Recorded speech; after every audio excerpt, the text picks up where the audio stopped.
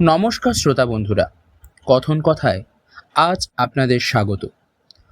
আজ আপনারা শুনবেন স্বনামধন্য লেখক জীবনানন্দ দাশের জীবনী। তো চলুন বন্ধুরা, শুরু করা যাক।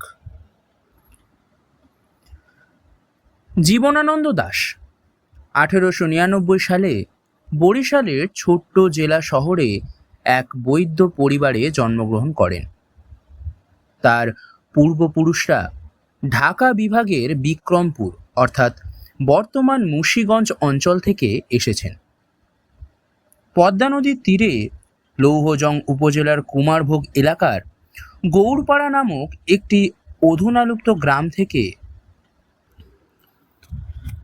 জীবনানন্দ দাশ 1899 সালে বরিশালের ছোট্ট জেলা শহরে এক বৈদ্য পরিবারে জন্মগ্রহণ করেন। তার পূর্বপুরুষরা ঢাকা বিভাগের বিক্রমপুর অর্থাৎ বর্তমান মুন্সিগঞ্জ অঞ্চল থেকে এসেছেন। পদ্মা নদীর তীরে লৌহজং উপজেলার কুমারভোগ এলাকার গৌড়পাড়া নামক একটি অধুনালুপ্ত গ্রাম থেকে। জীবনানন্দের দাদা সর্বানন্দ দাশগুপ্তই প্রথম বরিশালে স্থায়ীভাবে বসবাস শুরু করেন। তিনি বরিশালের সংস্কারবাদী ব্রাহ্ম সমাজ আন্দোলনের প্রথম দিকের একজন প্রবক্তা ছিলেন এবং তার জনহিতকর কাজের জন্য শহরে অত্যন্ত সমাদৃত ছিলেন। তিনি পারিবারিক নাম থেকে গুপ্ত প্রত্যয়টি মুছে ফেললেন। এটিকে বৈদিক ব্রাহ্মণের আধিক্যের প্রতীক হিসাবে বিবেচনা করে। এইভাবে উপাধিটি দাসকে রেন্ডার করে।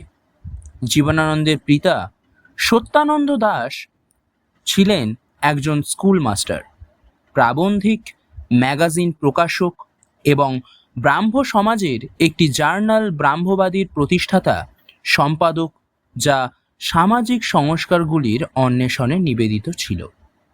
জীবনানন্দের মা কুসুম কুমারী দাস একজন কবি ছিলেন, যিনি আদর্শ ছেলে নামে একটি বিখ্যাত কবিতা লিখেছিলেন, যার বিরতি আজও বাঙালিদের কাছে সুপরিচিত।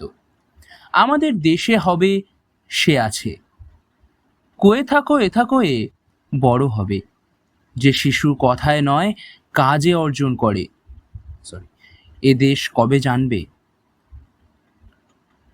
জীবনানন্দ ছিলেন তার পিতা মাতার জ্যৈষ্ঠ পুত্র এবং ডাক নামে ডাকা হতো মিলু।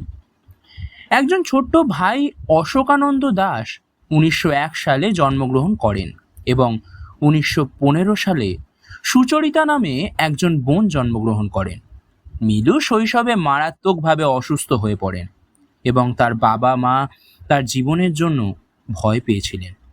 তার স্বাস্থ্য পুনরুদ্ধারের জন্য আন্তরিকভাবে আকাঙ্ক্ষায় কুসুম কুমারী দেবী তার অসুস্থ সন্তানকে লখনৌ, আগ্রা এবং গিরিডিতে তীর্থযাত্রায় নিয়ে যান।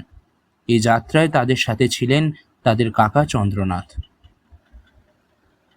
1908 সালের জানুয়ারিতে মিলু এখন 8 বছর বয়সে ব্রজমোহন স্কুলে প্রথম শ্রেণীতে ভর্তি হয়। খুব কম বয়সে বাচ্চাদের স্কুলে ভর্তি করাতে তার বাবার বিরোধিতার কারণে বিলম্ব হয়েছিল। মিলুর শৈশব শিক্ষা তাই মায়ের কাছে সীমাবদ্ধ ছিল। তার স্কুল জীবন তুলনামূলকভাবে অস্বাভাবিকভাবে কেটেছে।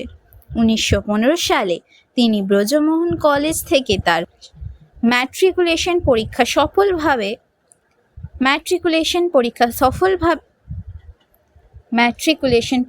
সফলভাবে সম্পন্ন করেন এবং প্রক্রিয়ায় প্রথম বিভাগ লাভ করেন।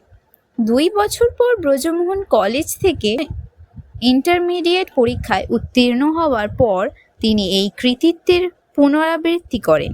স্পষ্টতই একজন দক্ষ ছাত্র, তিনি কলকাতা বিশ্ববিদ্যালয়ে যোগদানের জন্য বরিশালের গ্রামীণ বাড়ি ছেড়েছিলেন।